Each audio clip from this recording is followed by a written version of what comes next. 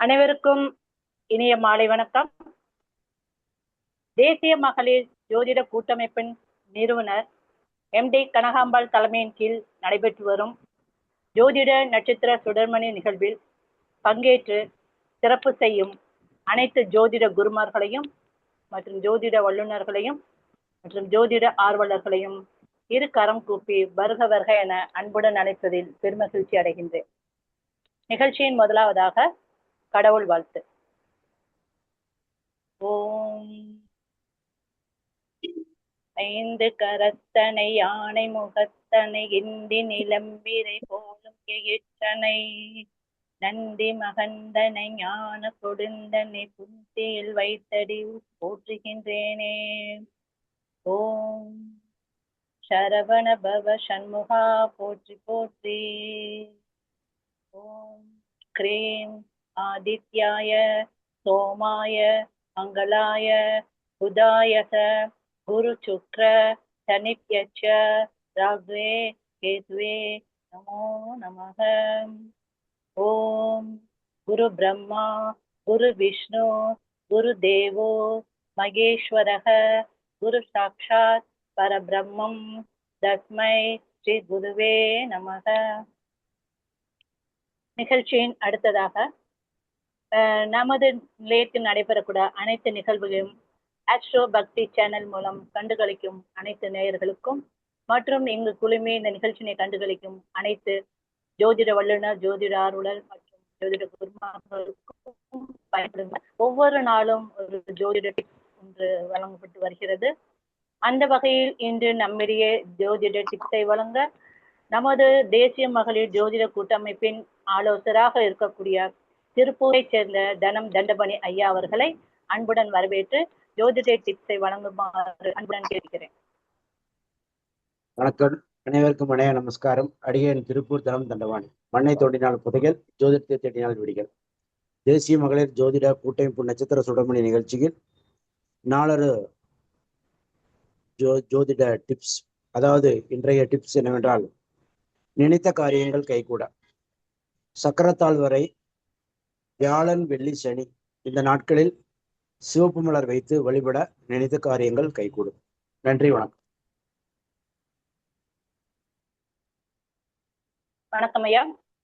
நிகழ்ச்சியின் அடுத்ததாக வரவேற்புரை. நமது ஜோதிட நட்சத்திர சுடமணி நிகழ்வில் ஒவ்வொரு குருமார்களும் ஒவ்வொரு நாளும் நிகழ்வில் பங்கேற்று தங்களான, அதாவது தாங்கள் கற்ற, தாங்கள் ஆராய்ச்சி செய்த ஜோதிடத்துறையாகட்டும், ஜோதிடம் சார்ந்த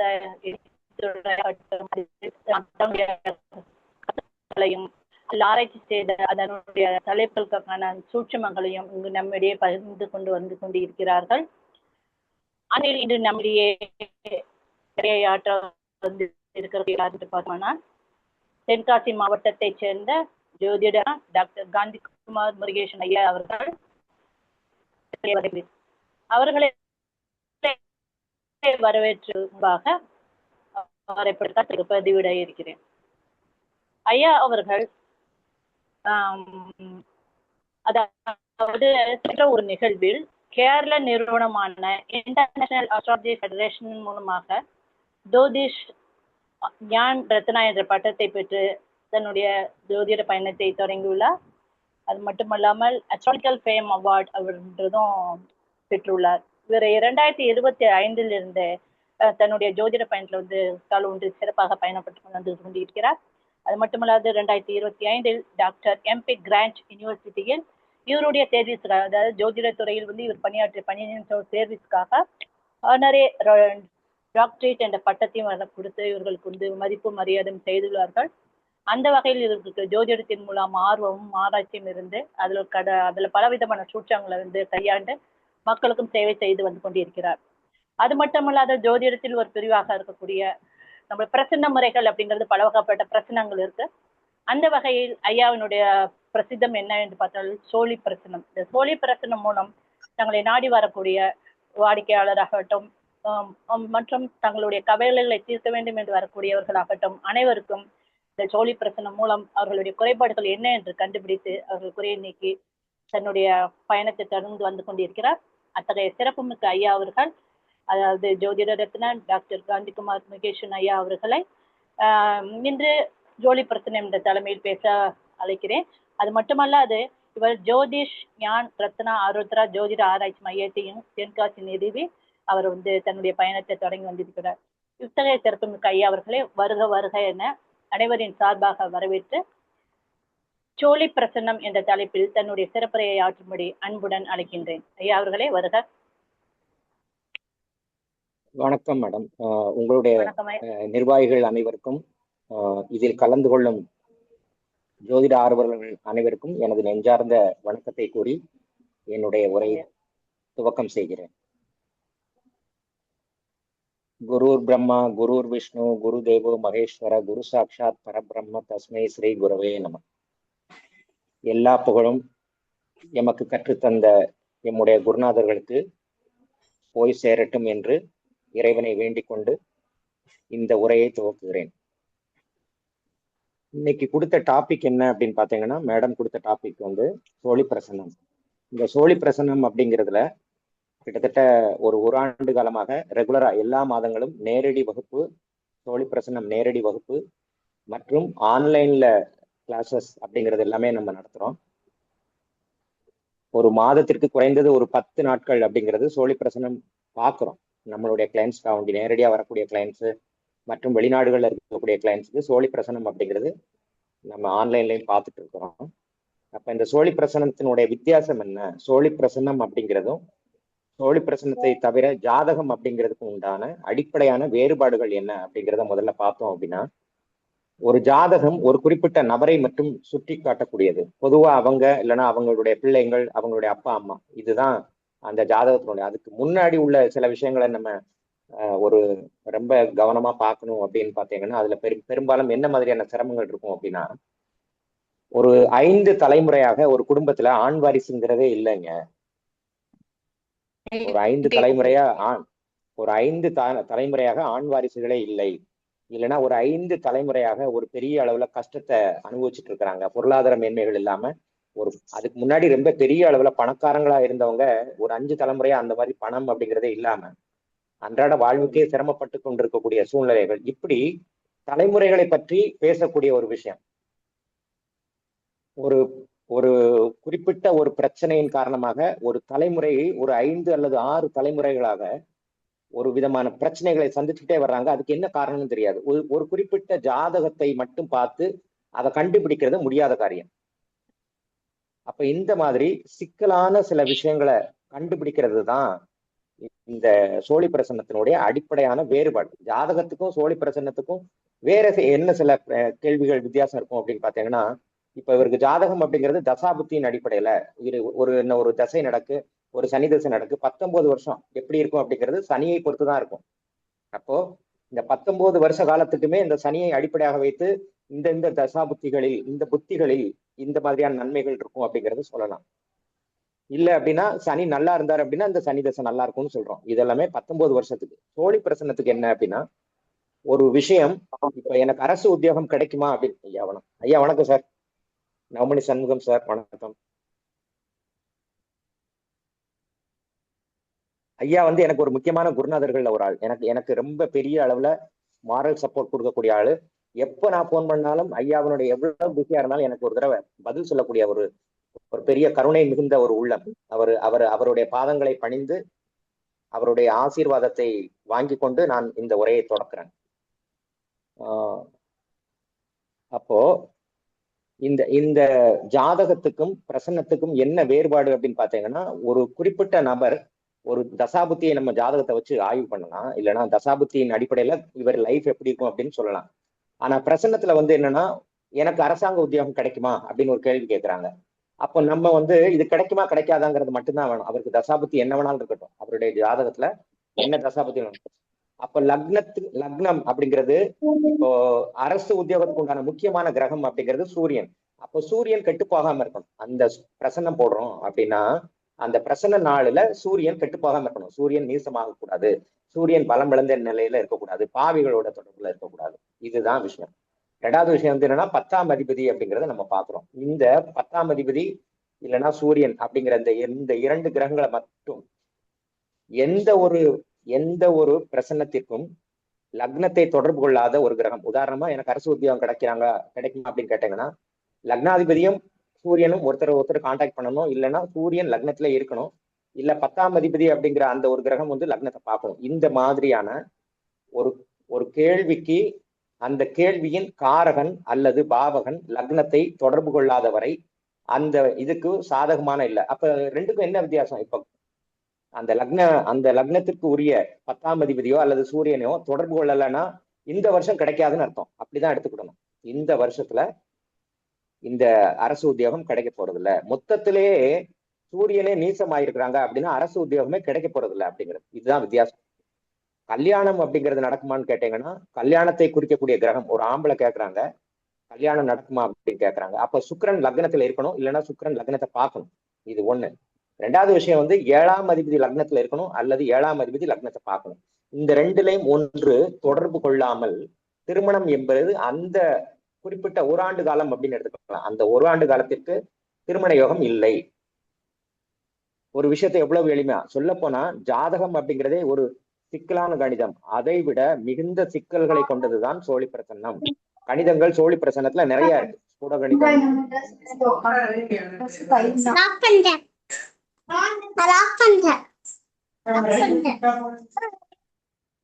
பவானி மேம் மியூட் போடுங்க, பேசுறவங்களுக்கு டிஸ்டர்ப் பண்ணாதீங்க தயவு செய்து. நன்றி ஐயா, பேசுங்க ஐயா. அப்போ அப்ப அப்போ ஒரு அடிப்படையான ஒரு விஷயம் என்னன்னா, சோழி பிரசனத்துல உங்களுக்கு எல்லாமே தெரியும். என்ன தெரியும் அப்படின்னா, ஒரு குழந்தைய பத்தி கேட்கறாங்கன்னா 5ஆம் அதிபதி இல்லைன்னா குரு அவங்க லக்னத்துல இருக்கணும், அல்லது லக்னத்தை பார்க்கணும். அவங்க கெட்டு போகாம இருக்கணும், குரு நீசம் பெற்றிருக்க கூடாது, இல்லைன்னா அந்த 5ஆம் பாவத்தில் ராகு மாந்தி என்ற பாவ கிரகங்கள் இருக்கக்கூடாது. இப்படி விதிகள் வந்து அநேகம் விதிகள் இருக்கு. அப்ப அநேகம் விதிகள் இருக்கு அப்படின்னா இதை அடிப்படையாக வைத்து அவர்களுக்கு பலன் கூறலாம் அப்படிங்கிறது. ரைட்டு. ரெண்டாவது விஷயம், இந்த சோழி அப்படிங்கிறதுல வேற ஒரு முக்கியமான விஷயம் என்னன்னா, ஒரு ஒரு சொல்ல கஷ்டமான ஒரு விஷயம் தான். ஆனா எப்ப வந்து சோழி பிரசன்னத்தை தொடுறோமோ, நம்ம வந்து சோழிக்கு உண்டான சங்கல்பத்தை எடுக்கிறோமோ, அப்ப வந்து ஒரு தவறான வழிகாட்டுதல் அல்லது தவறான பரிகாரத்தின் மூலமாக நம்ம பணம் வாங்கணுங்கிற எண்ணம் நமக்கு மைண்ட்ல வந்துருச்சு அப்படின்னாலே அந்த சோழிகள் வந்து நமக்கு பலன் கூறாது. உதாரணமாக, ஒரு ஆளு பிரசன்னம் பார்க்க வர்றாங்க, அவருக்கு ஒரு பிரச்சனை இல்லை. உதாரணமா வந்து திருமணம் அப்படிங்கிறது தடங்களா இல்லை, திருமண யோகம் நல்லா தான் இருக்கு.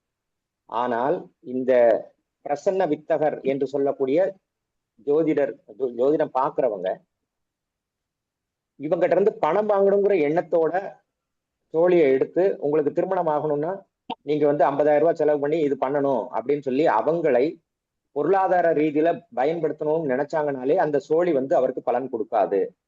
சோழி அப்படிங்கிறது மகாலட்சுமியினுடைய அம்சம். சோழி அப்படிங்கிறது கடல்ல இருந்து கிடைக்கக்கூடிய ஒரு பொருள். அப்போ அந்த சோழிக்கு நம்ம உண்மையா இருந்தோம்னா மட்டும்தான் அந்த சோழி நமக்கு பலன் கொடுக்கும். இது ஒரு விஷயம். ரெண்டாவது விஷயம், உங்களுடைய சார்ஜ் நீங்க எவ்வளவு வேணாலும் வாங்கிக்கலாம். எனக்கு சோழி பிரசனம் பாக்குறேன், நான் 2000 ரூபாய் வாங்குறேன் அப்படின்னா 2000 நீங்க சொல்லி வாங்கிருங்க. பிரசனம் பாக்குறதுக்கு 2000 கட்டணம் அப்படின்னு நீங்க வாங்கலாம். அதுல தப்பு இல்லை. ஈவன் நீங்க 5000 சொன்னா கூட, என்னுடைய கட்டணம் 5000 சொன்னா கூட நீங்க வாங்கலாமே தவிர, அது தவிர ஒரு பொய்யான ஒரு பரிகாரத்தை சொல்லி அல்லது ஒரு பொய்யான உங்களுக்கு மைண்ட்ல அந்த எண்ணம் வந்துருச்சுனாலே அங்க சோழி வந்து பலன் கொடுக்காது. இது வந்து ஒரு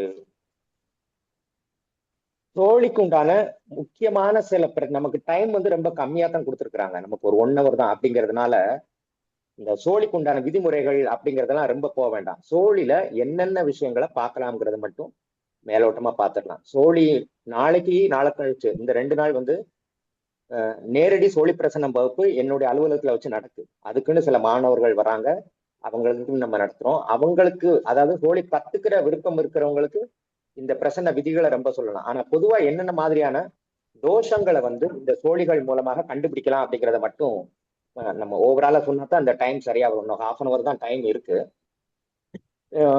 12 வகையான தோஷங்கள், மேஜரா இருக்கக்கூடிய 12 வகையான தோஷங்களை இந்த சோழி பிரசன்னத்தின் மூலமாக கண்டறியலாம். சோழி பிரசன்னத்தின் மூலமாக பொதுவாக 12. அதுல முதல் விஷயம் வந்து குலதெய்வ தோஷம்.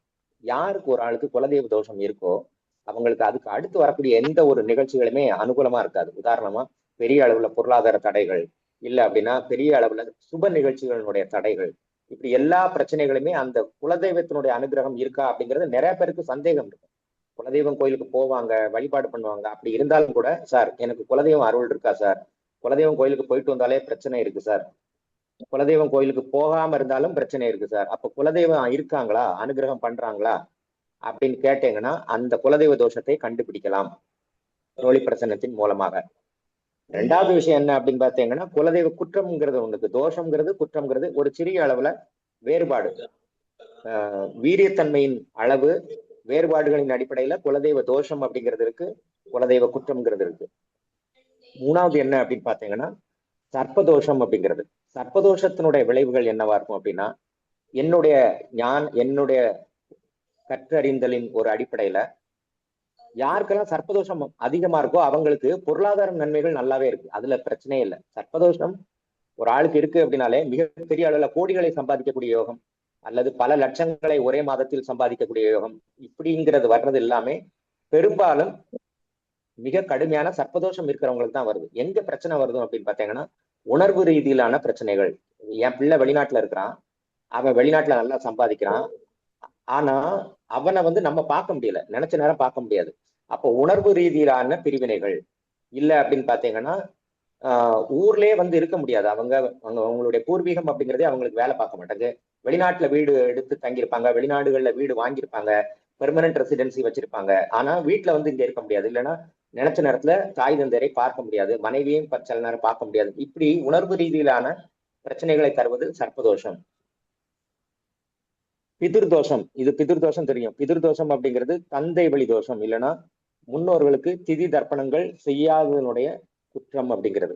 அப்ப இதனுடைய விளைவுகள் என்னவா இருக்கும்? 3 தலைமுறைகளாக ஏழ்மை அப்படிங்கிறது, குலதெய்வ தோஷம் அப்படிங்கிறது, பித்ருதோஷம் அப்படிங்கிறது 3 தலைமுறைகளாக தொடர்ந்து ஏழ்மையிலே இருக்கிறது.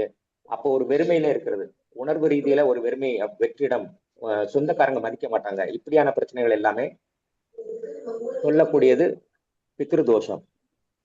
மாதுர் தோஷம் அப்படின்னா, மாதுர் அப்படின்னாலே 4ஆம் இடம். மாதுர் தோஷம் யாருக்கெல்லாம் இருக்கோ இவங்களுக்கு பொதுவாக வரக்கூடிய பிரச்சனைகள் என்னவா இருக்கும் அப்படின்னு பாத்தீங்கன்னா, மாதுர் அப்படிங்கிறதே 4ஆம் இடம். அப்போ நார்மலி மாதுர் தோஷம் யாருக்கெல்லாம் இருக்கோ இடதோஷம் அல்லது சல்லிய தோஷம் அப்படிங்கிறது மிக கடுமையானதாக இருக்கும். இது ஒன்று. ரெண்டாவது என்ன அப்படின்னா, சண்டை சச்சரவு எப்பவுமே தொடர்ச்சியா வாழ்க்கையில சண்டை சச்சரவுகள் இருக்கக்கூடியது, மன இறுக்கம் இருக்கக்கூடியது, காக்கை வலிப்பு வரக்கூடியது. காக்கா வலிப்பு யாருக்கெல்லாம் இருக்கோ 2 விஷயம் தான். ஒண்ணு, மாதுர் தோஷம் மிக கொடூரமான ஒரு விஷயமா இருக்கும். ரெண்டாவது உணர்வு ரீதியிலான அல்லது மன இறுக்கம், ஸ்ட்ரெஸ், இது எல்லாமே மாதுர் தோஷத்துக்கு உண்டான. எப்பவும் உள்ள அப்படி பாயில் ஆயிட்டே இருக்கிறது, இல்லைன்னா எப்பவும் ஒரு படப்படப்புல இருக்கிறது, ஒரு நிம்மதி இல்லாத தன்மையில இருக்கிறது, இது எல்லாமே மாதுர் தோஷத்தினுடைய விளைவுகள். அடுத்தது என்ன அப்படின்னா, குரு சாபம். குருவினுடைய சாபம் யாருக்கெல்லாம் இருக்கோ அந்த குரு சாபம், உதாரணமாக குரு மாந்தி தொடர்பு இருக்கிறவங்க அப்படிங்கிறது. அது தவிர நார்மலி யாருக்கெல்லாம் பிரசன்னத்துல புதனுடைய வீடுகள் லக்னமாக வருகிறதோ, ஏன் புதனுடைய வீடுகள் அப்படின்னு பாத்தீங்கன்னா, இப்ப மிதுன லக்னம்னு எடுத்துக்கிட்டீங்கன்னா 7ஆம் அதிபதிங்கிறதே பாதகாதிபதி. அப்ப குரு பாதகம் செய்யக்கூடிய நிலைமையில இருக்கிறாங்க அப்படிங்கிறது அந்த லக்னத்துக்கு உண்டானது. அது போலவே கன்னியா லக்னம் இருக்கக்கூடியவங்களுக்கு பிரசன்னத்துல கன்னியா லக்னம் விழுது அப்படின்னாலே குரு சாபம் இருக்குன்னு அர்த்தம். என்ன காரணம்னா, 7ஆம் இடம் அப்படிங்கிறது குருவுடைய பாதகஸ்தானம் அப்படிங்கிறதுனால அப்ப இவங்களுக்கு என்ன, யாருக்கெல்லாம் இந்த 2 லக்னங்கள் விழுதோ குருவுக்கு சரியான மரியாதை கொடுக்காதவங்களா இருப்பாங்க, குருவுக்கு தட்சணையை முறையாக தராதவங்களா இருப்பாங்க, ஒரு கோயில்ல அர்ச்சகருக்கு ஒரு அர்ச்சனைக்கு உண்டான ஒரு 50 ரூபா பணத்தை கூட கொடுக்காதவங்களா இருப்பாங்க, இல்ல பாடம் நடத்தின குருவிட்ட பாடத்தை கத்துக்கிட்டு அவங்ககிட்ட பணம் கொடுக்காம ஏமாத்தினவங்களா இருப்பாங்க. இது எல்லாமே குரு சாபம். இது தவிர பசுமாட்டுக்கு யாரு அநியாயம் பண்றோம், அநியாயம்னா எப்படின்னா முறையான தீவனம் கொடுக்காம அதை வளர்க்குறது, இல்ல அப்படின்னா அதனுடைய இறப்புகளுக்கு சரியான மருத்துவ உதவிகள் இல்லாம அதையே சாகடிக்கிறது, இப்படி பசுவுக்கு எதிரான நிகழ்ச்சிகள் இருந்தாலும் குரு சாபம் இருக்கும். அப்ப குரு சாபம் நிவர்த்தி ஆகிறதுக்கு என்ன வழி அப்படின்னு பாத்தீங்கன்னா, குருவுக்கு முறையா தட்சணை கொடுக்கறது, இல்லைன்னா குருவிட்ட ஆசீர்வாதம் வாங்குறது, பசுமாட்டுக்கு தீவனம் கொடுக்கறது, இது எல்லாமே குரு சாபத்தை நீக்கக்கூடியது. குரு சாபத்தினுடைய வேற சில பிரச்சனைகள் என்ன அப்படின்னா, உங்களுடைய குழந்தைகள் உங்க பேச்சை கேட்க மாட்டாங்க. இதுதான் குரு சாபம். உங்களுடைய குழந்தைகள் உங்க பேச்சை கேட்க மாட்டாங்க. இல்ல அப்படின்னா நமக்கு மனவேதனை தரக்கூடிய மாதிரி ஜெயில் போறது, இல்லைன்னா வெளிநாடுகள்ல போய் தங்கிட்டு பெற்றோர்களை கவனிக்காம இருக்கிறது, இது எல்லாமே குரு சாபம். அதாவது நம்மளுடைய பிள்ளைகள் மூலமாகவே நமக்கு மிகப்பெரிய அவமானங்கள் அல்லது மனவேதனைகள் இருக்கும் அப்படிங்கிறதா குரு சாபம் காட்டக்கூடியது. அடுத்தது வந்து என்ன அப்படின்னா பிரேத சாபம். இது ரொம்ப காமனாவே இருக்கக்கூடிய ஒரு பிரச்சனை. இந்த பிரேத சாபம்னா என்ன அப்படின்னா, இறந்தவர்களை அடக்கம் செய்ய விடாமல் தடுப்பது. சொத்து பிரச்சனை இருக்கு, ஒரு வீட்டுல ஒரு பெரிய மனுஷன் இறந்துட்டாரு, அவர் மூலமாக செட்டில்மெண்ட் செய்ய வேண்டிய சொத்து பிரச்சனைகள் இருக்கு, செட்டில்மெண்ட் பண்ணிட்டு அப்புறம் பணத்தை எடுங்கன்னு சொல்றது, இது பிரேத சாபத்தை வழிவகுக்கும். ரெண்டாவது வந்து என்ன அப்படின்னு பாத்தீங்கன்னா, இறந்த மனிதர்களை வசைப்பாடுவது. உதாரணமா உங்களுக்கு யார் வேணாலும் இருக்கலாம். உதாரணமா மறைந்த ஒரு கலைஞர் கருணாநிதி ஐயா, முன்னாள் முதல்வர் அப்படின்னு எடுத்துக்கிட்டேன், ஒரு உதாரணத்துக்கு சொல்றேன். அவருக்கு பிடித்த கட்சிகள் இருக்கலாம், இல்லை அப்படின்னா அவருக்கு பிடிக்காத சில ஆட்கள் இருக்கலாம். அப்போ இறந்து போன ஒரு மனிதரை பத்தி அவமானமாக பதிவு செய்வது, அவர் யாரா வேணாலும் இருக்கட்டும், நம்மளுடைய உறவினர்களா இருக்கட்டும், இல்ல ஃப்ரெண்ட்ஸா இருக்கட்டும், அப்படின்னு மட்டும் கிடையாது, அது யாரா வேணாலும், இறந்து போன வேற ஒரு மூன்றாவது மனிதராக அல்லது நமக்கு இரத்த சொந்தம் இல்லாதவராக இருந்தாலும் இறந்து போன மனிதரை அவமானம் செய்வது அல்லது அவர் வீண் சொல்லாக பேசுவது அப்படிங்கிறது மிகப்பெரிய அளவுல பிரேத சாபத்தை தரக்கூடியதாக இருக்கும். இது ஒன்று.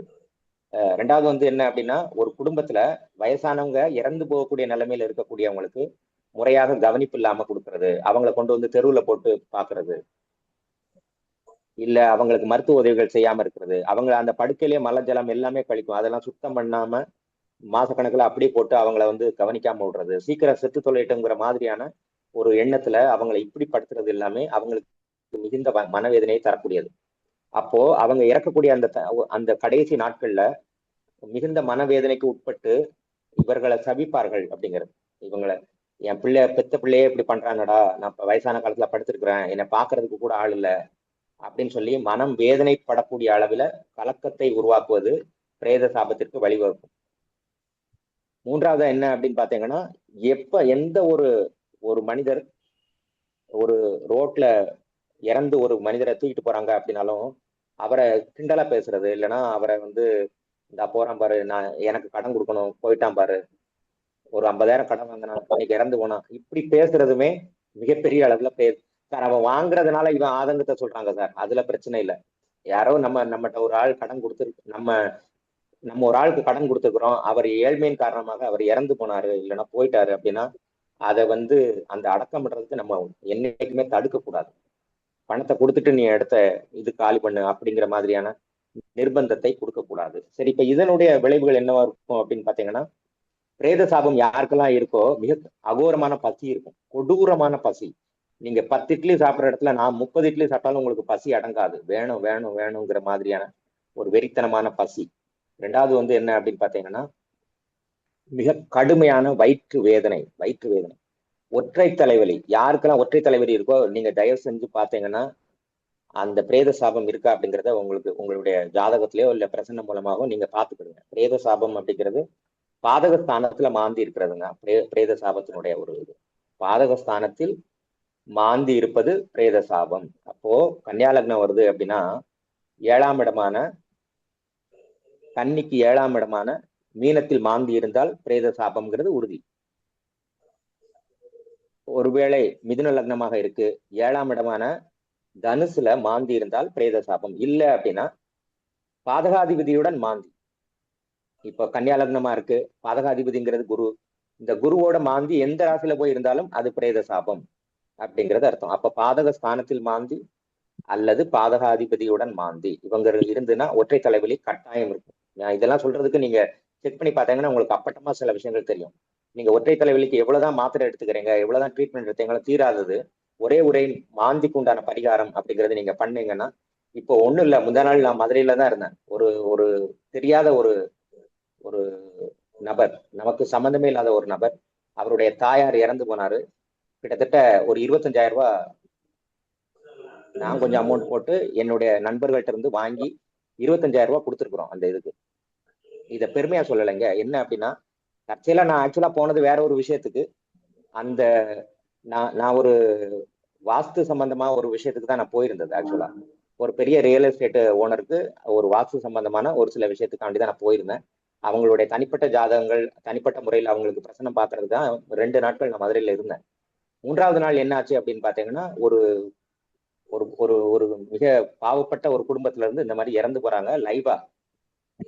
அனுப்பானடிங்கிற ஏரியா, மதுரையில இருக்கக்கூடிய அனுப்பானடிங்கிற ஏரியால ஒரு தாயார் இறந்து போறாங்க. அவங்களை அடக்கம் பண்றது கூட பைசா இல்லாம ஒரு குடும்பம் தத்தளிக்கு அப்படின்னா, வண்டி எடுத்துட்டு உடனே வந்து அந்த இடத்துக்கு ஸ்பாட்டுக்கு போயிட்டு ஒரு 25,000 ரூபாய் கையில கொடுத்து ஒரு ஒரு மணி நேரத்துக்குள்ள கொஞ்சம் அமௌண்ட் எல்லாமே ரெடி பண்ணி அவங்கள அவங்க கையெடுத்து கும்பிடுறாங்க. என்ன காரணம் அப்படின்னா, அவங்களுக்கு அது ஒரு பெரிய நிவாரணம். அவங்களுடைய அந்த கடைசி இறுதி கட்ட அப்போ இதெல்லாம் வந்து பிரேத சாபத்தை நம்மளுடைய குடும்பத்துல பிரேத சாபம் யாருக்கு இருந்தாலும் சரி, நீங்க அதுக்காண்டி பெரிய 10,000 20,000 கொடுக்கணும்னு அவசியம் இல்லை. ஒரு 100 ரூபாய் நீங்க கொடுத்தாலும் ஒரு இறந்த ஒரு ஆத்மா, ஒரு இறந்த ஒரு உடல் உங்களை கடந்து போகுதுன்னா செருப்பை கழிச்சிட்டு ஒரு பிரார்த்தனை பண்ணுங்க. உங்களால முடிஞ்சது அப்படின்னா அவங்கள சுடுகாடு வரைக்கும் கொண்டு போயிட்டு அவங்களுக்கு ஒரு பிரார்த்தனை பண்ணிட்டு அவங்களுடைய ஆத்மாக்காண்டி சர்வேஸ்வரன் கிட்ட பிரார்த்தனை பண்ணிட்டு வந்தாலே உங்களுக்கு அந்த பிரேத சாபம் நீங்கும். நீங்க 100% சொல்றேன், ஒரு உதாரணத்துக்கு தான் சொல்றேன். சர்ப்பதோஷம் இருக்கு அப்படின்னா அதுக்கு ஒவ்வொன்றுக்கும் ஒவ்வொரு பரிகாரங்கள் இருக்கு. இந்த பிரேத சாபம் இருக்கு அப்படின்னு சொன்னீங்கன்னா ஒற்றை தலைவலி கட்டாயம் இருக்கும். ஒற்றை தலைவலி இருக்கவங்க நான் சொல்ற மாதிரி ஒரு பரிகாரத்தை பண்ணி பார்த்தீங்கன்னா அதுல இருந்து வெளியில வந்துடலாம். சரியா? சரி, இது வந்து பிரேத சாபத்தினுடையது. பிரேத சாபத்துக்கு வேற என்ன அப்படின்னு பாத்தீங்கன்னா, முருகனுக்கு விபூதி அபிஷேகம் பண்றது மிகப்பெரிய நன்மைகளை தரும். முருகனுக்கு விபூதி அபிஷேகம், முருகனுக்கு உகந்த நாட்கள்ல, சஷ்டி அந்த மாதிரியான நாட்கள்ல முருகனுக்கு போய் விபூதி அபிஷேகம் பண்ணா கண்டிப்பா பிரேத சாபத்துல இருந்து வெளியில வர முடியும். கழுகாசலமூர்த்தி ஆலயம் சங்கரன் கோயிலுக்கு பக்கத்துல இருக்கு. அந்த கழுகாசலமூர்த்தி ஆலயத்துல விபூதி அபிஷேகம் ஆண்டுக்கு ஒரு சில நாட்கள் நடக்கும். நீங்க அதை தெரிஞ்சுக்கிட்டு போய் அங்க விபூதி அபிஷேகம் பண்ணா 100% உங்களுக்கு பிரேத சாபம் நீங்கும். சரி, இது அடுத்தது வந்து என்ன அப்படின்னு பாத்தீங்கன்னா, செய்வினை தோஷம் அப்படிங்கிறது. செய்வினை தோஷம் காமனா இருக்கக்கூடியது. செய்வினை தோஷத்துக்கு வந்து பாதகாதிபதி 6ஆம் அதிபதி தொடர்பு, இல்லைன்னா பாதகாதிபதி மாந்தி தொடர்பு, இதெல்லாம் இருக்கிறவங்களுக்கு செய்வினை தோஷம் 100% இருக்கு அப்படிங்கிறது உண்மை. இந்த பாதகாதிபதி மாந்தி அல்லது பாதகாதிபதி 6ஆம் அதிபதி தொடர்பு இருக்கிறவங்களுக்கு உங்களுடைய ஜாதகத்துல இந்த அமைப்பு இருந்தது அப்படின்னா, உங்களுடைய 6ஆம் அதிபதி நின்ற நட்சத்திராதிபதிக்கு இழுப்பண்ண தீபம் ஏத்தினீங்கன்னா செய்வினை தோஷம் குறையும். உதாரணமாக மீன லக்னம்னு எடுத்துக்கோங்க. மீன லக்னத்துக்கு 6ஆம் அதிபதி அப்படிங்கிறது சூரியன். சூரியன் நிற்கக்கூடிய அந்த ஒரு நட்சத்திரம் வந்து உதாரணமா மூலம்னு வச்சுக்கோங்க. இந்த மூல நட்சத்திரத்துல சூரியன் இருக்கிறாங்க அப்படின்னு சொன்னீங்கன்னா, அந்த மூலத்திற்கு உண்டான அதிபதி யாரு அப்படின்னு பாருங்க. அதாவது 6ஆம் அதிபதி நின்ற நட்சத்திராதிபதி மூலம் அப்படிங்கிறதுனா ஆஞ்சநேயர் பிறந்த நட்சத்திரம் மூலம். ஆஞ்சநேயர் கோயிலுக்கு போய் இழுப்பண்ண தீபம் ஏற்றிட்டு வாங்க, நிச்சயமா உங்களுடைய செய்வினை கோளாறு நீங்கும். இன்னொரு உதாரணம் எடுத்துக்கோங்க. மேஷ லக்னத்திற்கு 6ஆம் அதிபதி அப்படின்னு எடுத்துக்கிட்டீங்கன்னா புதன். அந்த புதன் நிற்கக்கூடிய நட்சத்திரம் வந்து சித்திரை நட்சத்திரத்துல இருக்கிறாங்கன்னு வச்சுக்கோங்க. சித்திரை நட்சத்திரத்துல புதன் நிக்கிறாங்க. அப்ப சித்திரை நட்சத்திரத்துக்கு உண்டான அதிபதி யாரு அப்படின்னு பாத்தீங்கன்னா சுதர்சன மூர்த்தி அல்லது சக்கரத்தாழ்வார். அப்ப சக்கரத்தாழ்வார் சந்நிதியில நீங்க இழுப்பண்ண தீபம் ஏத்திட்டு வந்தீங்கன்னா கட்டாயம் உங்களுக்கு செய்வினை குற்றங்கள் குறையும். நீங்களே ட்ரை பண்ணி பாருங்க. ஒரு இழுப்பண்ண தீபம் தான் ஏத்த போறீங்க, 10 ரூபா தான் உங்களுக்கு செலவாகும்.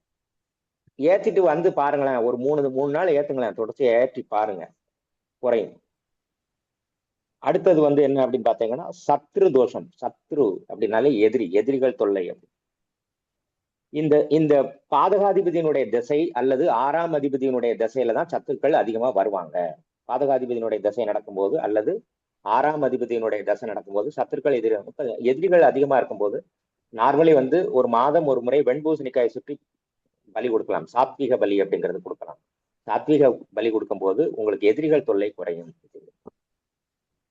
மருந்தீடுன்னு ஒண்ணு இருக்கு. மருந்தீடுனா என்னன்னா, ஒரு ஒரு ஒரு மனிதனை தன்னுடைய வசப்படுத்துறது தொழில் போட்டியின் காரணமாக அல்லது காமத்தின் அடிப்படையில். ஒரு பெண் வந்து ஒரு ஆணை வசியப்படுத்தணும்னு நினைக்கிறாங்க அப்படின்னா, இல்லைன்னா ஒரு எதிராளி வந்து தொழில்ல அவனை நம்ம கட்டுப்பாட்டுக்குள்ள கொண்டு வரணும்னு நினைக்கிறாங்கன்னா இந்த மருந்தீடு அப்படிங்கிறது இருக்கு. இப்ப இந்த மருந்தீடு அப்படிங்கிறது வந்து தோழி லக்னம், ஒரு லக்னம் விழுந்திருக்கும். அந்த லக்னத்திலிருந்து 4 அல்லது 5வது ராசியில் தோழி லக்னத்துல மாந்தி இருக்கு அப்படின்னு சொன்னாங்கன்னா கண்டிப்பாக மருந்தீடு கொடுக்கப்பட்டிருக்குன்னு அர்த்தம். ஒருத்தனை மருந்தீடுனா என்னங்க? மருந்தீடு அப்படின்னு சொன்னாங்கன்னா ஒருத்தன் சாப்பிட்ட உணவுல சில விஷத்தன்மை நிறைந்த நச்சு பொருளை கலந்து கொடுப்பது, இப்படி வேணா வச்சுக்கோங்க. அதை ரொம்ப போக வேண்டாம், உங்களுக்கு புரிஞ்சிருக்கும்னு நினைக்கிறேன். இந்த லைன்ல இருக்கிறவங்களுக்கு கட்டாயம் புரியும். சரி, அப்படி ஒண்ணு ஏதோ இருக்குயா சார். அப்ப பிரசன்ன பாக்கவுடன் வந்த இடத்துல மனிதர்கள் என்ன கேட்பாங்க, சார் மருந்தீடு இருக்கா அப்படின்லாம் கேட்க மாட்டாங்க. சார் என்னன்னு தெரியாது சார், சாப்பிடவே மாட்டேன்றான், கிறுக்கு பிடிச்ச மாதிரி இருக்கிறான், சாப்பிட்ட சாப்பாடு ஜீரணிக்க மாட்டேங்குது, இல்லைன்னா காலையில சாப்பிட்டோம்னா அடுத்த நாள் காலையில வரைக்கும் பசிக்க மாட்டேங்குது, ஆள் வத்திக்கிட்டே போறான், இப்படித்தானே சொல்லுவாங்க. டாக்டர்கிட்ட போய் ஒரு நோய்க்கு காய்ச்சல்னா காய்ச்சல்னு சொல்லலாம், வேற ஏதோ காம்ப்ளிகேட்டடான ஒரு நோய் இருக்குன்னா டாக்டர்கிட்ட போய் நம்ம சொல்லத்தான் செய்யணும், இந்த உடல் உபாதை இருக்கு அப்படின்னு. அப்ப அவர் தாங்க, அப்ப அது மாதிரி சொல்லக்கூடிய வார்த்தைகள்ல இருக்கு. அவர் என்ன சொல்லுவாங்க, பிரசன்னம் பார்க்க வர்றவங்க என்ன சொல்லுவாங்கன்னா, சாப்பிட மாட்டேன்றான், இல்லைன்னா ஏதோ கிறுக்கு பிடிச்ச மாதிரியே இருக்கிறான், சாப்பாடே பசிக்க மாட்டேன்றான், ஆளு மெலிஞ்சுக்கிட்டே போறான். இப்ப இதெல்லாம் பார்த்தீங்க அப்படின்னா உங்களுக்கு மருந்தீடு அப்படிங்கிற விஷயம் இருக்கலாம். மருந்தீடு இருந்தது அப்படின்னா ஒரு பெண்ணு வந்து இந்த ஆணை வசியம் செய்யக்கூடிய இடத்துல இருந்து வசிய மருந்து கொடுத்துருந்தாங்கன்னா அந்த மருந்தீடுங்கிறது வேலை பார்க்கும். சரி, இதுக்கு என்ன பண்ணலாம்? நான் சொல்றதுக்கு ஒரு பக்கம் இருந்தாலும் ரோம ரிஷி அப்படிங்கிற முனிவர் வந்து ஒரு விஷயத்த சொல்லியிருக்கிறாரு. இந்த மாதிரி மருந்தீடு இருக்கிறவங்களுக்கு வெள்ளை பூசணிக்காய ஒரு சின்ன கிண்ண அளவுக்கு கட் பண்ணி தோல் நீக்காமல் 2 கிளாஸ் தேங்காய் பாலில் கொதிக்க வைக்கணும். 2 கிளாஸ் தேங்காய் பால் எடுக்கணும், அதை கொதிக்க வைக்கணும். கொதிக்க வைக்கும் போது இந்த ஒரு கிண்ண அளவுக்கு இந்த வெள்ளை பூசணிக்காய் அதுல போடணும். அப்போ இந்த 2 கிளாஸ் பாலுங்கிறது 1 கிளாஸ் அளவுக்கு வத்தி வரும்போது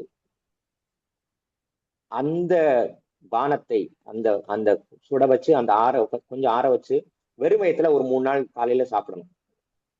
1 கிளாஸ் பால் காலையில 6 மணில இருந்து ஒரு 7 மணிக்குள்ள வெறும் வயிற்றுல சாப்பிட்டுட்டு கிட்டத்தட்ட 4 மணி நேரம் கழித்து தான் உணவு எடுக்கணும் காலையில. அப்ப அந்த அளவுக்கு வயிற்றுல இருக்கக்கூடிய நச்சுக்கள் எல்லாமே கம்ப்ளீட்டா எடுத்துரும். ஒரு 3 நாள் பண்ணீங்கன்னா போதும்.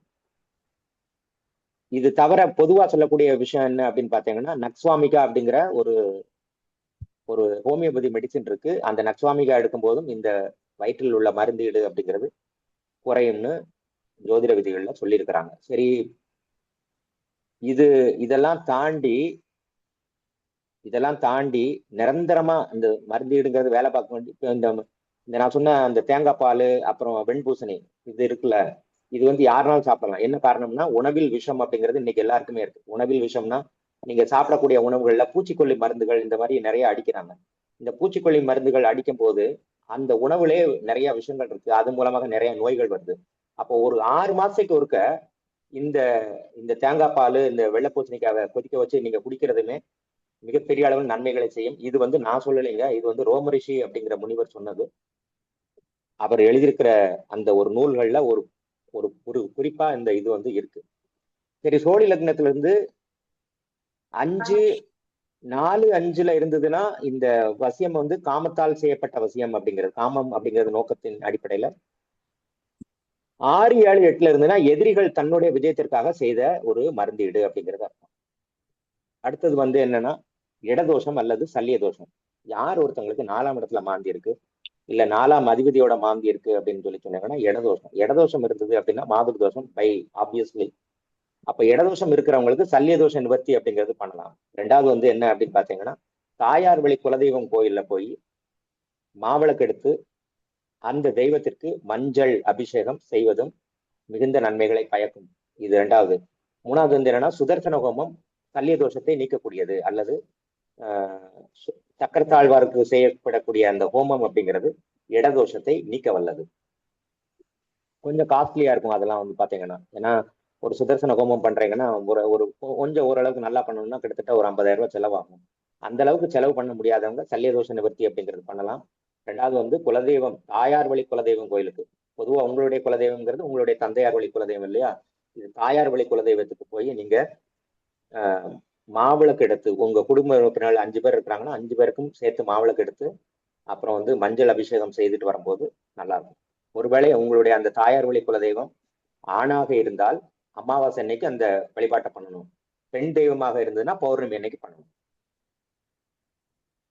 அடுத்தது என்ன அப்படின்னு பாத்தீங்கன்னா சத்திய தோஷம் மிக கொடூரமானது. பொய் சத்தியம் பண்ணிட்டு ஒருத்தங்களை ஏமாத்துறது. இப்போ கூட பிறந்தவங்களுக்காக வேண்டிய ஒரு பொய் சத்தியம் பண்ணி நான் உங்களுக்கு தர வேண்டிய பங்களை தந்துட்டேன், இல்லைன்னா நீங்க உங்களுக்கு பைசா கொடுத்துட்டேன் அப்படிங்க பொய் சத்தியம் பண்ணவங்க. அப்போ பொய் சத்தியத்துக்கு உண்டானதுல என்னன்னா 4இல் பாதகாதிபதி இருப்பாங்க. 4ஆம் இடத்துல பாதகாதிபதி, 4ஆம் இடத்துல ராகு மாந்தி. 4ல் ராகு மாந்தி இருந்தால் மிக கொடூரமான தோஷம். ஜாதகத்தின் அடிப்படையிலும் சரி நான் சொல்றது. 4ஆம் இடத்துல ராகு மாந்தி லக்னத்துல இருந்தா கூட பெரிய விஷயம் கிடையாது. ஆனா 4ஆம் இடத்துல ராகு மாந்தி இருக்கிறது மிக கொடூரமான சத்திய தோஷம். இந்த சத்திய தோஷத்தினுடைய விளைவு என்னன்னா பொய் சத்தியம் பண்ணதுன்னு அர்த்தம் முன்னாடி உள்ள தலைமுறைகள்ல. அப்ப அப்ப அதனுடைய அறிகுறி என்னவா இருக்கும்னா கை கால எல்லாம் சங்கிலி கட்டி போட்டுப்பாங்க. ஒரு கிறுக்கு பிடிச்சது மாதிரி ஒரு ஆள் வந்து கோயில்ல வந்து இல்லைன்னா வெறும் தெருவுல வந்து கை காலெல்லாம் சங்கிலி கட்ட போட்டு நகர முடியாத அளவுக்கு இருக்கக்கூடியவங்களுடைய ஜாதகத்துல கண்டிப்பா சத்திய தோஷம்ங்கிறது இருக்கும். பொய் ஒரு ஒரு விளையாட்டுக்கு கூட நான் சத்தியமா சொல்றேங்கிற வார்த்தையை பயன்படுத்தாதுங்க யாருமே. ஒரு விளையாட்டுக்கு கூட நான் சத்தியமா சொல்றேங்க, அவங்க இன்னைக்கு சத்தியம்ங்கிற வார்த்தையெல்லாம் ரொம்ப சாதாரணமா வருது. அப்ப இந்த சத்தியம் அப்படிங்கிற வார்த்தைக்கு மிகப்பெரிய அர்த்தம் இருக்கிறது. தயவு செய்து சின்ன சின்ன விஷயங்களுக்காக வேண்டி சத்தியம் அப்படிங்கிற வார்த்தையை பயன்படுத்தாதாங்க. எடுத்ததுக்கெல்லாம் சத்தியம் சொல்லலாம், எடுத்ததுக்கெல்லாம் பொய் சத்தியமா, இல்ல எடுத்ததெல்லாம் சத்தியத்தை ஒரு கேஷுவலான ஒரு வேர்டை எடுத்துக்கிட்டு தயவு செஞ்சு பயன்படுத்தவே வேண்டாம். சத்திய தோஷம் மிக கொடூரமான பலன்களை நமக்கு மட்டும் இல்லாம நம்ம வாரிசுகளுக்குமே தந்துடும். அப்போ 4ல ராகு மாந்தி இருக்கிறது நல்லது கிடையாது. 4ஆம் அதிபதியோட மாந்தி சேர்ந்து 4லே இருக்கிறது அப்படிங்கிறதும் நல்லது கிடையாது. 4ல ராகு மாந்தி ஆகவே ஆகாது. 4ஆம் அதிபதி ராகு மாந்தி அப்படிங்கிற கிரகம் 4ல சம்பந்தப்படும் போது அது ஆகவே ஆகாது. இது வந்து அடுத்தது வந்து என்ன அப்படின்னு பாத்தீங்கன்னா புனர்பூ தோஷம் அப்படிங்கிறது. புனர்பூ அப்படிங்கிறது பெண்ணினுடைய கண்ணீர் அப்படின்னு அர்த்தம். அப்போ முன்னோர்கள், உங்களுடைய குடும்பத்துல முன்னோர்கள் ஒன்றுக்கு மேற்பட்ட பெண்களை திருமணம் செய்து அல்லது ஒரு பெண்ணுக்கு அநீதி இழைத்து இருக்கும்போது இந்த புனர்பூ அப்படிங்கிறது வந்துடும். அப்போ கண்ணீர் தோஷத்துக்கு உண்டான இதுனா சந்திரன் சனி சேர்க்கை அப்படிங்கிறது ஒரு பொதுவான ஒரு இது. சந்திரன் சனி சேர்க்கை, பார்வை, பரஸ்பரம் பார்வை, இல்லைன்னா நட்சத்திர பரிவர்த்தனை எடுக்கிறது, இது எல்லாமே வந்து அந்த புனர்பூ தோஷத்தினுடைய சிம்டம்ஸ். அதாவது இந்த ஜாதக அமைப்பு இருக்கிறவங்களுக்கு புனர்பூ தோஷம். 2 பேரும் நட்சத்திர பரிவர்த்தனை ஆயிருக்கிறது. சந்திரன் சனியோட நட்சத்திரத்துல, சனி சந்திரனோட நட்சத்திரத்துல, சந்திரன் சனி சேர்க்கை அல்லது 2 பேரும் பார்வை அல்லது 2 பேரும் பரிவர்த்தனை ஆயிருக்கிறது. இது எல்லாமே அப்ப இதுல என்ன அப்படின்னு பாத்தீங்கன்னா கடைசி நிமிஷத்துல ஒரு விஷயம் தட்டி போறது. உதாரணமா நாளைக்கு கல்யாணம் அப்படின்னா இன்னைக்கு கல்யாணம் நடக்காம தட்டி போறது, கல்யாண நேரத்துல தாலி எங்கிட்ட வச்சுட்டு தேடுறது, அப்ப கல்யாணத்தை போஸ்ட்போன் பண்ணிடுறது, இல்லைன்னா கல்யாணம் தடைபடுறது, இல்லைன்னா இன்னைக்கு நாளைக்கு எனக்கு ஒருத்தன் பணம் கொடுக்கணும், 1 லட்ச ரூபாய் எனக்கு வருதுன்னு நம்பிக்கிட்டு இருக்க நேரத்துல கடைசி நேரத்துல அவன் வராம போறது, இப்படி இது எல்லாமே வந்து கடைசி நிமிடத்தில் நடக்கவிருந்த ஒரு நல்ல செயல் நடக்காமல் போகுது. இது பெண்ணினுடைய கண்ணீர் சாபம். அப்போ எந்த லக்னமாக இருந்ததுன்னா அந்த லக்னத்தினுடைய, இப்போ உதாரணமா மிதுன லக்னமா இருக்கிறாங்க அப்படின்னா பெருமாள் கோயில்ல தயிர் சாதம் கொடுங்க. இதுதான் தயிர் சாதம்ங்கிறது ஒரு காமனான எளிய பரிகாரம். ஒரு ஒரு 3 புதன்கிழமையில தயிர் சாதம் கொடுக்கறது. ஒருவேளை உங்களுக்கு குருவனுடைய லக்னமா வந்திருக்கு, அதுல வந்து 4ல சந்திரன் சனி இருக்கிறாங்க அப்படின்னு எடுத்துக்கிட்டீங்கன்னா ஆதரவற்ற குழந்தைகள் இருக்கக்கூடிய இடத்துல போய் நீங்க தயிர் சாதம் கொடுக்கலாம். இல்லைன்னா சின்ன மூளை வளர்ச்சி இல்லாத குழந்தைகள் இருக்கக்கூடிய இடத்துல நீங்க ஒரு தயிர் சாதம் கொடுக்கலாம். இல்லைன்னா குருவனுடைய சந்நிதிகள்ல, உதாரணமாக ஜீவ சமாதிகள்ல, பெரிய சித்தர்களுடையது, மனிதர்களாக இருந்து மறைந்து போன பெரிய ஆத்மாக்களுடைய சந்நிதிகள்ல நீங்க தயிர் சாதம் கொடுக்கலாம். இதெல்லாம் வந்து ஒரு திருஷ்டி தோஷம்னு இருக்கு. இது வந்து சாதாரண ஒரு சின்ன தோஷம் தான். ஆனா மிகப்பெரிய அளவுல என்னன்னா வரவுக்கு மீறிய செலவுகள் தருவது திருஷ்டி தோஷம். உலகத்தாருக்கு நல்ல வாழ்க்கை போல தோணும். ஆனா அவருக்கு என்னப்பா, அவர் சூப்பர்ப்பா, அவர் நல்லா இருக்கிறாருப்பா அப்படின்னு உலகம் எல்லாம் சொல்லும். ஆனா உள்ள அவன் படுற வருமானம், அவனுக்கு 1000 ரூபாய் வருமானம் இருந்ததுன்னா அவனுக்கு 2000 ரூபாய் செலவு இருக்கும். இதெல்லாம் திருஷ்டி. அப்ப திருஷ்டி அப்படிங்கிறதுக்கு வந்து நீங்க வந்து அந்த பச்சை கற்பூரத்தை மேல எல்லாம் தடவி வெளியில பொருத்தி வைக்கிறது தான் ஒரு பரிகாரம். இப்போ இது கிட்டத்தட்ட 13-14 வகையான தோஷங்கள். இது எல்லாத்தையுமே எளிதாக கண்டுபிடிக்கக்கூடியது அப்படிங்கிறது சோழி பிரசனத்துல. அப்ப சோழி பிரசனம் பார்க்க வர்றாங்க அப்படின்னாலே முதல்ல அந்த வெத்திலையை கட்டி கொண்டு வருவாங்க. வெத்திலையை கட்டி கொண்டு வரக்கூடிய நேரத்துல வெத்திலையை பார்க்க ஒரு பேப்பர் மாதிரி சுருட்டி கொண்டு வந்திருப்பாங்க அப்படின்னாலே குலதெய்வத்தினுடைய அனுகிரகம் இல்லை அப்படிங்கிறது தெரிஞ்சுக்கணும்.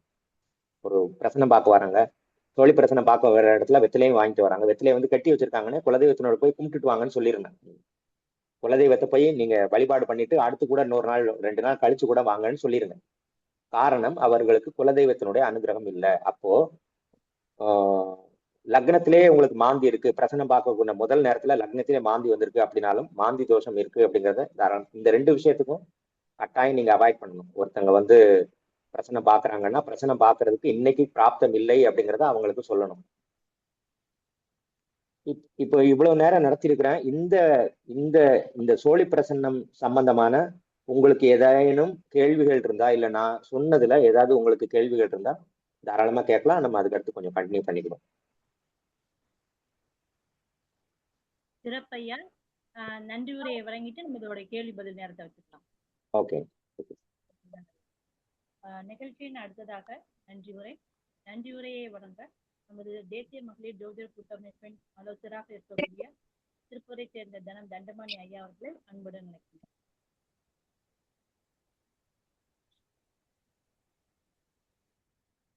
வணக்கம், அனைவருக்கும் அனைய நமஸ்காரம். அடியேன் திருப்பூர் தனம் தண்டபாணி. தேசிய மகளிர் ஜோதிட கூட்டமைப்பு நட்சத்திர சுடர்மணி நிகழ்ச்சியில் இன்று 87வது நாள். அதாவது 87 கூட்டினால் 6, தமிழில் காந்திகுமார் 6 எடுத்துக்கொண்டது. மேலும் 28/3/2026 கூட்டினால் 5, 5 என்பது புதன். மகாத்மா காந்தி ஆயில்யம் நட்சத்திரத்தை சேர்ந்தவர். எனவே இன்றைய ஆசிரியர் காந்தி அவர்களின் உரை. மேலும் 28 தேதி கூட்டினால் 1, 1 என்பது சூரியன். சூரியன் என்றால் ஆண், எனவே ஆண் ஜோதிடர் என்று. மேலும் இன்று ஆயில்யம் சூரியனுடைய கர்ம பதிவு பெற்ற நட்சத்திரம். சூரியன் என்றால் கண்ணாடி, எனவே ஐயா கண்ணாடி அணிந்து வந்துள்ளார். மேலும் பங்குனி 14 கூட்டினால் 5, 5 என்பது புதன். புதன் என்பது ஜோதிடம், புதன் என்பது மருத்துவம். எனவே மருத்துவம் பற்றி தகவல் கூறினார் ஐயா. மேலும் 3வது மாதம் மார்ச் மாதம். 3 என்றால் குரு. இன்றைய குரு காந்தி ஐயா அவர்கள். காந்தி 3 எழுத்து கொண்டது. மேலும் செவ்வால் தேதி இன்று 8. 8 என்பது சனி பகவானை குறிக்கும். இன்று சனிக்கிழமை. இன்றைய தலைப்பு சோழி பிரசனம். இதுவும் 8 எடுத்து கொண்டது. டாக்டர் காந்திகுமார் என்பதும் 8 எடுத்து கொண்டது. இன்று ஏகாதேசி, அதாவது 11வது நாள். 11 கூட்டினால் 2, 2 என்பது சந்திரன். காந்திகுமார் என்பதும் ஆங்கிலத்தில் 11 எழுத்து வருகிறது. தற்போது சந்திரன் கடகத்தில் பயணம் செய்து கொண்டுள்ளது. இன்று சுகர்மம் நாம யோகம். இதனுடைய யோகி செவ்வாய். எனவே ஐயா சிவப்பு சட்டை அணிந்துள்ளார். அவயோகி கேது. எனவே ஐயா தாடியுடன் வந்துள்ளார். மேலும் இன்று வணிசைக்கரணம். வணிசைக்கரணம் இதனுடைய வாகனம் எருது. அதாவது மேலும் வணிசை என்பது 6வது கரணம். 6 என்பது சுக்கிரன். எனவே இக்கூட்டமைப்பு சுக்கிரனுடைய கூட்டமைப்பு. 6 என்பது நோய். எனவே நோய் பற்றி தகவல் கூறினார். நாட்டின் தந்தை மகாத்மா காந்தி ஆவார். அவர் அரசியல் சார்ந்தவர். எனவேதான் ஐயா காந்தி அவர்கள் அரசியல் சார்ந்த கருணாநிதி மறைந்த முதல்வர் பற்றி கூறினார். சத்திய சோதனைக்கு மகாத்மா காந்தி தொடர்புள்ளது. எனவேதான் இன்றைய ஆசிரியர் டாக்டர் காந்தி அவர்கள் சத்தியம் எங்கும் சொல்லக்கூடாது என கூறினார் வகுப்பில். மேலும் நாட்டின் தந்தை காந்தி கேல் ரத்னா அவார்டு வாங்கியுள்ளார். இங்கு ஜோதிட தந்தை டாக்டர் காந்தி ஜோதிட ரத்னா அவார்டு வாங்கியுள்ளார் என்பது பிரபஞ்சத்தின் ஆணை. மேலும் இன்றைய நாள் இனிய நாள் ஆகட்டும். மேலும் இதுவரை பொறுமையாக செவிசாய்த்து கேட்டுக்கொண்டிருந்த அனைத்து குருமார் மற்றும் அனைத்து ஜோதிட ஆர்வலர் அனைவருக்கும் கோடான கோடி நன்றி. மேலும் இந்நிகழ்வினை ஏற்பாடு செய்து கொடுத்த இந்த கூட்டமைப்பு தலைவர் டாக்டர் கனகாம்பாள் மற்றும் நிகழ்ச்சி ஒருங்கிணைப்பாளர் அனைவருக்கும் கோடான கோடி நன்றி. மேலும் இன்றைய நாள் இனிய நாளாக அமையட்டும். வாழ்க ஜோதிடம், வளர்க ஜோதிட கலை. வந்தே மாதரம். எல்லோருக்கும் எல்லாம் கிடைக்கட்டும், எல்லாம் நிறைவாகட்டும். வாழ்வது ஒரு முறை, வாழ்த்தட்டும் தலைமுறை. ஜெய்ஹிந்த். நன்றி, வணக்கம். நன்றி சார். நன்றி, வணக்கம்.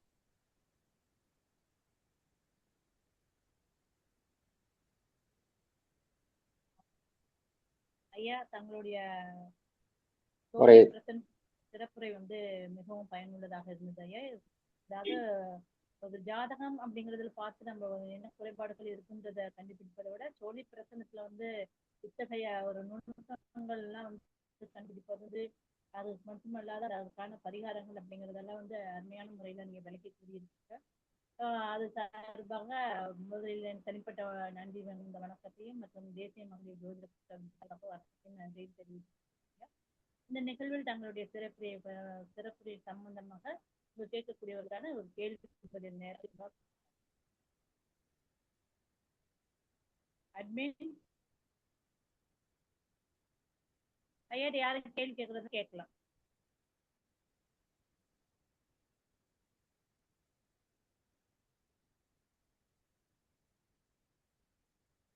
இப்போ அவங்க கேள்வி கேட்கலாம். நமக்கு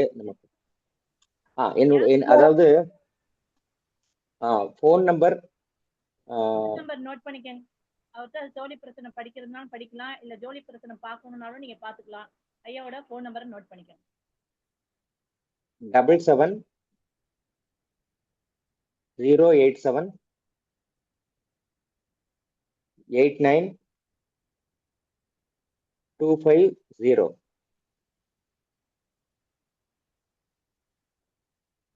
இன்னொருக்கு சொல்றேன், 77 087 89250. எல்லா மாதங்களிலும் சோழி பிரசனம் நேரடி வகுப்பு நடக்கு, ஆன்லைன்லயே வகுப்பு நடக்கு. அதே மாதிரி அடிப்படை மாணவர்களுக்கு காலை நேரத்துல 6 to 7 அந்த டைம்ல டெய்லி கிளாஸ் நடக்கு, ஜூம் மீட்டிங்ல நடக்கு. நைட்டு வந்து ஜோதிடர்களா தொழில இருக்கக்கூடியவங்களுக்கு உயர்நிலை ஜோதிட வகுப்பு நடக்கு, அது ராத்திரி 8 to 9.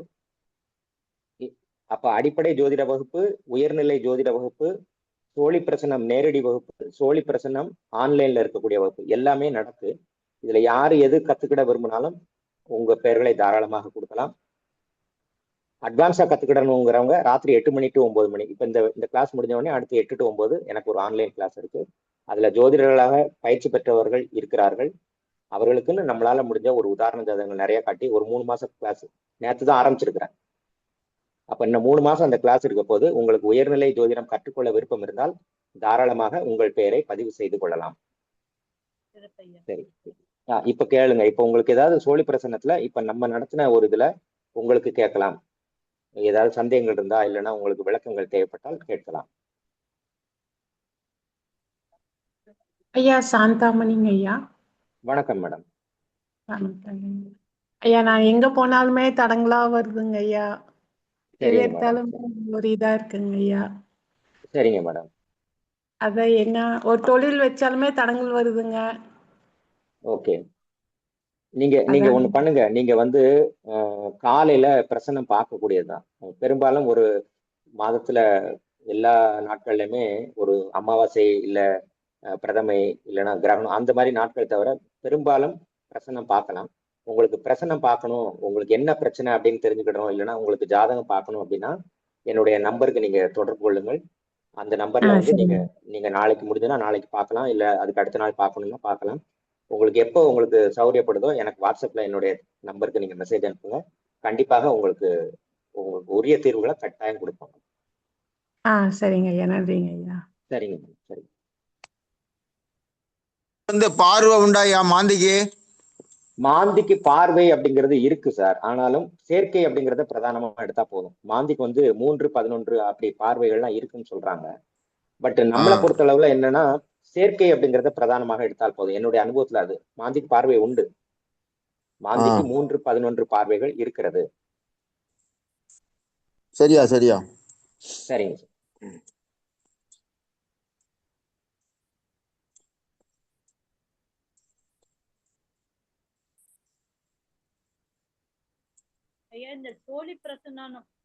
ஐயா வணக்கம், ஒரு கேள்வி. வணக்கம் சார். யோகேஸ்வரலிங்கம், கோபிச்செட்டிப்பாளையம். கேளுங்க சார். ஐயா இப்ப மாந்தி குளிகன் இந்த இருவரும் ஒருவருங்களா, இல்ல அவங்க இந்த கால சூழ்நிலைக்கு மாதிரி பகல் நேரத்துல மாந்தியாகவும் இரவு நேரத்துல குளிகனாகவும் மாறக்கூடிய தன்மைங்களா எப்படிங்க? ஆமா, 2 பேருமே வேற வேற தான். இப்ப நீங்க அங்க சனீஸ்வரன் பகவான் ஆலயத்துல பாத்தீங்கன்னா மாந்திக்குன்னு ஒரு விக்கிரகம் இருக்கும், குளிகனுக்குன்னு வேற விக்கிரகம் இருக்கும். அப்ப என்ன அப்படின்னா நேரத்தை பொறுத்து அது வித்தியாசப்படுது. காலையில பகல் நேரத்துல இல்ல இரவு நேரத்துல அப்படிங்கிறத பொறுத்து வேறுபாடுகள் இருக்கு. ஆனாலும் நம்ம ஜோதிடத்துல அது பெரிய வேறுபாடுகள் நம்ம பார்க்க வேண்டியதில்லை. மாந்தி குளிகன் கிட்டத்தட்ட ஒரே மாதிரியான ஒரு தன்மைகள்ல பலன் எடுத்தா போதும். சரிங்க. இப்போ நம்ம பஞ்சாங்கத்திலேயே பார்க்கும் பொழுது காலையில வந்து மாந்தி இரவு நேர குளிகை அப்படின்னு போட்டிருக்காங்க. இப்ப வந்து ஒரே கட்டத்துல வந்து சில சாப்ட்வேர்ஸ் எல்லாம் போடும்போது குளிகன் தனியா மாந்தி தனியா ஒரே ஜாதக கட்டத்திலையும் வந்திருக்கிற மாதிரி இப்ப கொடுத்துருக்காங்க சாப்ட்வேர்ல. இது எப்படிங்க நம்ம பிரதிபலிக்கிறது, எப்படி எடுத்துக்கிறது? இல்ல அது சில இதுகள்ல மாந்திக்கிற அந்த கிரகமே இல்லாம இருக்குது. சில இதுகள்ல வந்து வேறுபாடுகள் இருக்கு. ஆனா பொதுவா வந்து தமிழ்நாட்டுல வந்து மாந்தி வச்சு பெருசா எடுத்துக்கிறது இல்ல. ஆனா வந்து கேரளா பக்கம் வந்து மாந்தியை வச்சுதான் கிரகமே பண்றாங்க அப்படிங்கிற மாதிரி சொல்றாங்க. அதை பத்தி அதாவது மாந்தி அப்படிங்கிற கிரகம் உதாரணமா நான் ஒரு எக்ஸாம்பிள் சொல்றேன். யாருக்கெல்லாம் ஜாதகத்திலயுமே நீங்க சொல்லுங்க, பிரசன்னத்தை நீங்க விடுங்க. பிரசன்னத்துல மாந்தி பகவான் பிரதானமானவர், அதுல மாற்றுக்கிறது கிடையாது. 2வது விஷயம் வந்து மாந்தி அப்படிங்கிற கிரகம் ஜாதகத்திலயுமே சுக்கிரனுடைய நட்சத்திரங்கள்ல இருக்கும்போது அவங்களுக்கு திருமண வாழ்க்கை மிகப்பெரிய போராட்டமாக இருக்கிறது. இதுல மாற்ற முடியாத உண்மை. இது என்னுடைய தனிப்பட்ட ஆய்வு. ஒரு 100 ஜாதகம் எடுத்துக்கிட்டீங்கன்னா இந்த 100 ஜாதகத்திலுமே மாந்தி அப்படிங்கிற கிரகம் நிற்கக்கூடிய நட்சத்திரம் பரணி, பூரம், பூராடம். இந்த 3 நட்சத்திரங்களில் ஏதேனும் ஒரு நட்சத்திரத்துல இருக்கு அப்படின்னாலே திருமண வாழ்க்கை போராட்டம் தான். உறுதியா சொல்லுங்க, உறுதியா சொல்லுங்க. நீங்க எடுத்து பாருங்க. ஏதோ ஒரு கட்டத்துல ஒண்ணு கல்யாணமானா கூட நிம்மதியாக வாழ முடியாத தன்மை, கணவன் மனைவி பிரிந்து இருக்கக்கூடிய தன்மை, இல்லைன்னா கல்யாணமே ஆக முடியாத தன்மை, இல்லது உடலுறவு என்று சொல்லக்கூடிய தாம்பத்திய சுகத்தை அனுபவிக்க முடியாத தன்மை, இது எல்லாமே அவங்க தருவாங்க. இப்ப இன்னைக்கு வந்த ஒரு ஜாதகத்தை நான் சொல்றேன். இன்னைக்கு வந்த ஒரு ஜாதகத்துல மாந்தி அப்படிங்கிறது பரணி நட்சத்திரத்துல இருக்குங்க.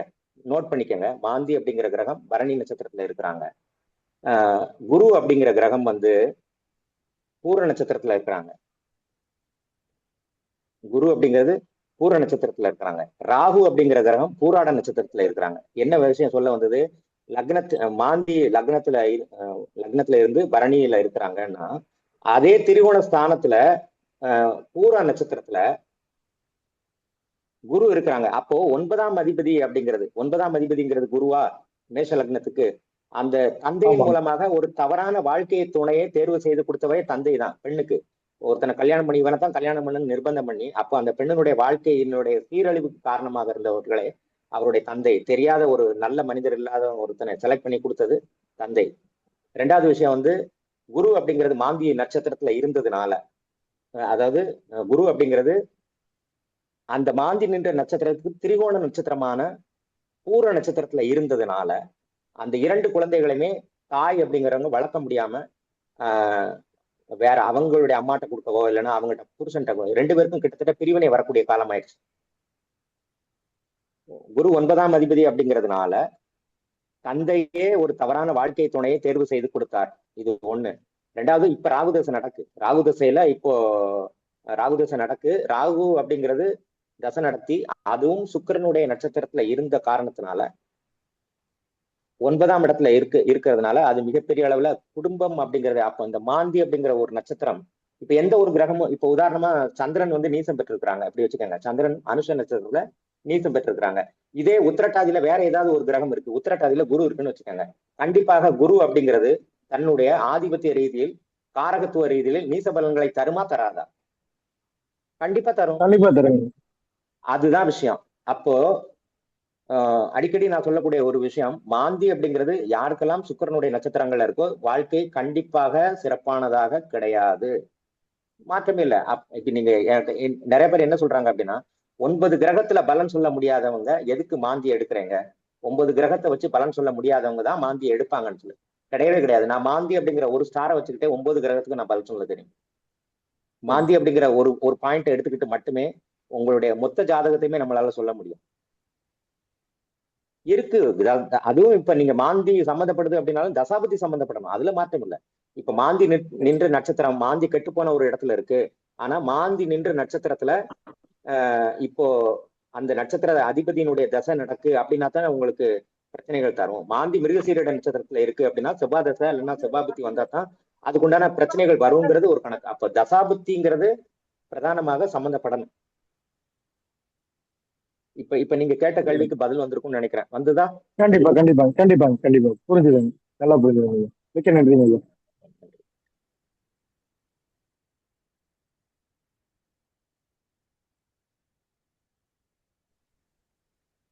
வேற யாருக்காவது கேள்விகள் இருக்கா? ஐயா ஒரு கேள்வி ஐயா. சோழி பிரசனத்துல பாதகாதிபதிக்கும் மகா பாதகாதிபதிக்கும் என்ன வேறுபாடுங்க ஐயா? சார், பாதகாதிபதி மகா பாதகாதிபதி சோழி பிரசனத்துல பெரும்பாலும் பார்க்க வேண்டாம். ஏன்னா அது வந்து இந்த கோயில் நிகழ்ச்சிகளுக்கு இல்லைன்னா பெரிய பெரிய கும்பாபிஷேகம் இந்த மாதிரியான நிகழ்ச்சிகள் மட்டும் மகா பாதகாதிபதியை எடுத்தா போதும். நார்மலா பார்க்கக்கூடிய மனிதர்களுக்கு பார்க்கக்கூடிய சோழி பிரசனத்துல மகா பாதகாதிபதி அப்படிங்கிறது அந்த ஒரு பெரிய விஷயமா நம்ம எடுக்க வேண்டாம்ங்கிறது தான் அனுபவபூர்வமான ஒரு விஷயம். அது இல்லைன்னு சொல்ல வரல, அது இருக்கு. பட் அதை நம்ம பெரிய அளவுல அதை எடுக்க வேண்டாம். நன்றி. நன்றி. அதுல வேற ஒரு வித்தியாசம் என்ன அப்படின்னா மகா பாதகாதிபதியால் வரக்கூடிய அந்த துன்பம் அப்படிங்கிறது அதுக்கு பரிகாரமே இல்லை அப்படின்னு அர்த்தம். பாதகாதிபதியினால் வரக்கூடிய துன்பம் கூட ஓரளவுக்கு பரிகாரம் பண்ணலாம். மகா பாதகாதிபதி ஒரு லக்னத்தோட தொடர்பு கொண்டால் அதற்கு அது வேற விஷயமே இல்லை, அது அவங்க அனுபவிச்சு தான் தீர்க்கணுங்கிறது விதி. அதுவுமே நான் சொல்ற மாதிரியான அந்த பெரிய பெரிய நிகழ்ச்சிகளுக்கு மட்டும்தான். இப்ப நீங்க கோயில் கும்பாபிஷேகம் நடத்துறீங்க, இல்ல ஒரு கோயில்ல ஒரு சிலை பிரதிஷ்டை பண்றீங்க, இல்ல கோயில் கட்ட முடியாத சில சூழ்நிலைகள் இருக்கு, ஒரு பொதுவா ஒரு சமுதாயத்துக்கே அந்த கோயில் திருவிழாவை நடத்த முடியாத சூழ்நிலை இருக்கு. இந்த மாதிரி விஷயங்களுக்கு அஷ்டமங்கல பிரசன்னம் பார்க்கும்போது மட்டும் இந்த மகா பாதகாதிபதியை நம்ம எடுத்து பார்த்தீங்கன்னா போதும். மித்தபடி நார்மலா இருக்கக்கூடிய சோழி பிரசன்னத்திற்கு அது இந்த விதிகள் அவ்வளவா நம்ம பார்க்க வேண்டாம். நன்றிங்க. ஓகே.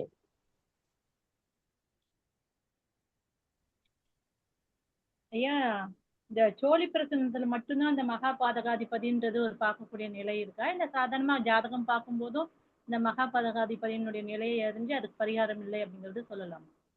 இல்ல, மகா பாதகாதிபதி அப்படிங்கிறது சோழி பிரசனத்துல இல்லைன்னா அஷ்டமங்கல பிரசனத்துல மட்டும்தான் வருது, ஜாதகத்துல கிடையாது. ஜாதகத்துல கிடையாது.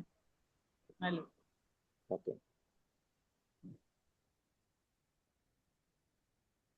வேற யாருக்கேனும் ஏதேனும் கேள்விகள் இருக்கா?